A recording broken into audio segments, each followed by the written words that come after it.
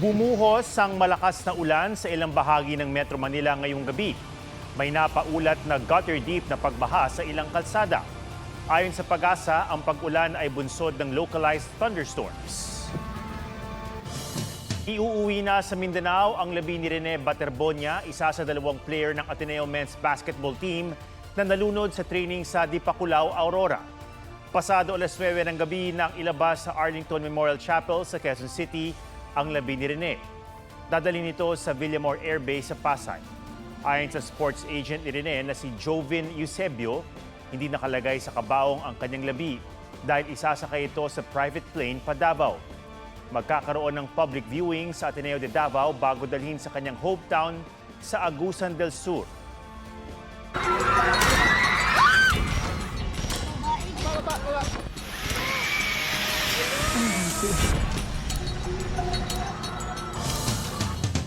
Nadaraanan na ang ilang kalsada sa Glan, Sarangani na nasira o kaya'y natabunan ng guho ng lumindol nitong Lunes. Magdamag na inayos at nagsagawa ng clearing operation kaya maaabot na ang mga barangay na na-isolate. May report si Maki Pulido.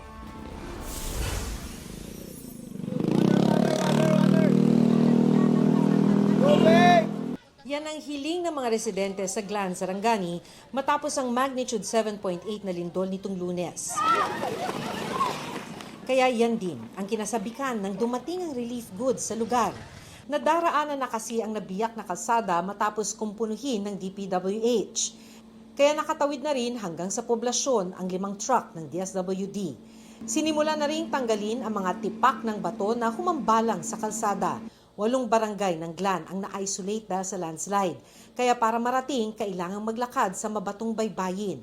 Ang ilang motorsiklo, binubuhat para maitawid. Kung low tide daw, tulad ngayon, ay malalakaran ito ng mga residente na gustong malampasan yung landslide dun sa may kalsada. Kaya pagka low tide ay sinasamantala nila yung panahon para maituloy yung kanilang biyahe. Nagkabitak-bitak din at tila nabalatan ang mga gusali ng isang paaralan. Hiling ng mga guro ma-inspeksyon ang mga ito kung ligtas pa rin gamitin. Sa barangay Small Margus, gumuho ang mahigit 200 bahay. Trapal muna ang nagsilbing silungan ng ilang mga residente. Wala pa rin kuryente at signal. Bandang hapon, sinabi ni Mayor James Victor Yap na madaraanan ng isang lane ng highway kaya makakapaghatid na ng tulong sa iba pang naapektuhan ng lindol. Sa General Santos City, na-recover na ang bangkay ng pangatlo at huling nawawalang empleyado ng gumuhong supermarket. Tail na niya. Sir, tail ni sir. Ginapang ng mga taga Bureau of Fire Protection ang ilalim ng guho. Ang mga kalapit ng mga establishmento sarado pa rin habang hinihintay ang assessment sa structural integrity ng mga gusali. Daan-daang bahay rin ang nasira sa Barangay Kalumpang. Sa Barangay Upper Puting Bato, sa mga tent muna nananatili ang ibang residente. Ayon sa barangay, mahigit 400 pamilya ang hindi pa nahahatiran ng tulong. Nagdeklara na ng barangay level state of calamity para makapaglabas ng pondo. Maki Pulido, GMA News. Inaresto si dating Ilocos Sur Governor Chavit Singson para sa kasong cyber libel. Inaresto si Singson sa kanyang bahay sa Quezon City ngayong hapon, bunsod ng arrest warrant ng Regional Trial Court sa Vigan City. Bilang konsiderasyon sa edad niyang 84, hindi siya pinosasan at dinetain. Nakalaya rin siya kalaunan matapos makapagpiyansa ng 60,000 pesos. Nahack ang official website ng Senado. Sa isang statement, kinumpirma ng Senado ang pag-deface ng kanilang website. Wala naman daw sensitibo o confidential na impormasyong nakompromiso. Inako ng isang grupo ang hacking. Inaalam pa kung may kinalaman ng pag-hack sa sinasabing banta sa Senado. Sabi ni Acting Senate President Win Gatchalian, batay sa impormasyon ng NBI, posibleng may kaugnayan ng 18 dating bodyguard ni dating Congressman Zaldico sa banta. Pinabulaanan niya ng kanilang abogado na si Attorney Levi Baligon. Ako, naniniwala ba kayo kay Win Gatchalian sa kasi matibag?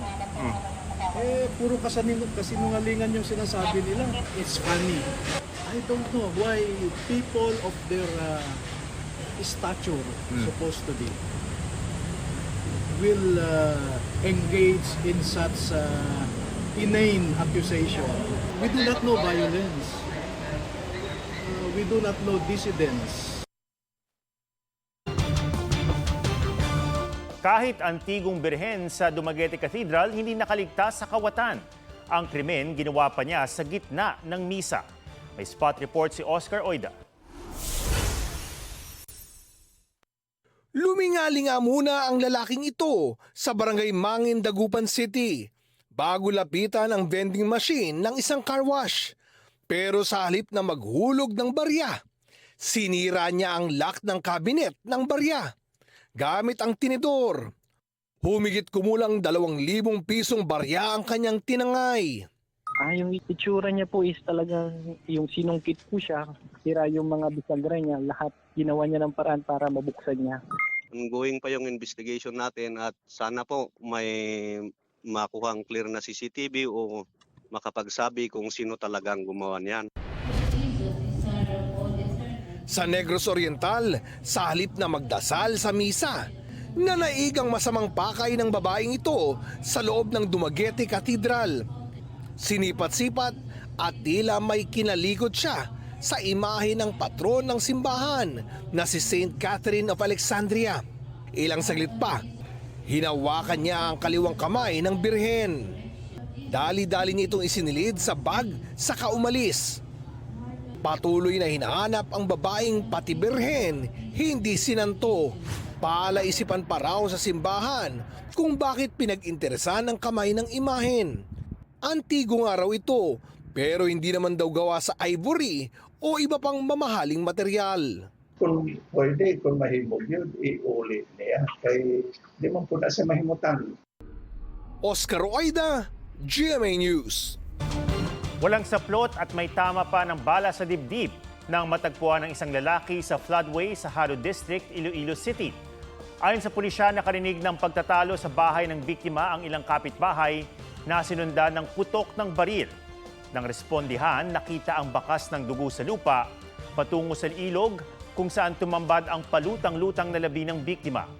Sa record ng barangay, bagong laya ang sospek na nakasagutan ng biktima. Pinaghahanap siya ngayon.